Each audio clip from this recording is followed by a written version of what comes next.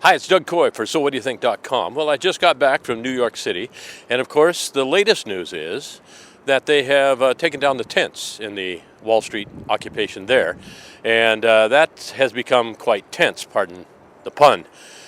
Here in Vancouver, which of course is on the west coast, not too far from Seattle, for those of you who are trying to figure out your geography, the Occupy movement is still going on. You can tell that the tents are still here.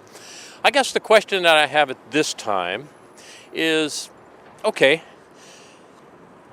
I understand being upset with the world order, I think. I'm not for sure what you mean by that.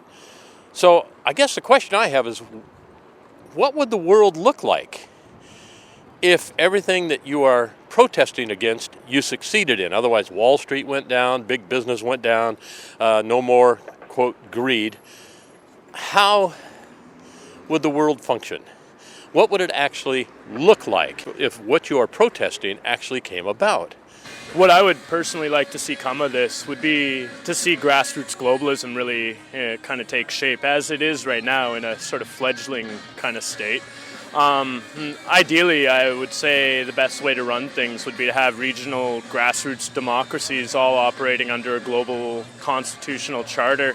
And I mean, that isn't too hard to do. I think we could really base it on the Universal Declaration of Human Rights and Freedoms, and there's also the Islamic Declaration as well, which I've studied both documents, and they're actually not far off at all. Like, when it really comes down to it, I think it's mostly the protection of religious rights that differentiates the two of them. What kind of world would we be living in? Giving the power to the people in a bottom-up form of government rather than having a group at the top dictating the laws down. And so that's a question I'm going to talk to a few people about today, because I don't think we've actually defined that. I know what you're against. I'm just not really for sure what you're for. So let's talk about that. Doug Coy, SoWhatDoYouThink.com.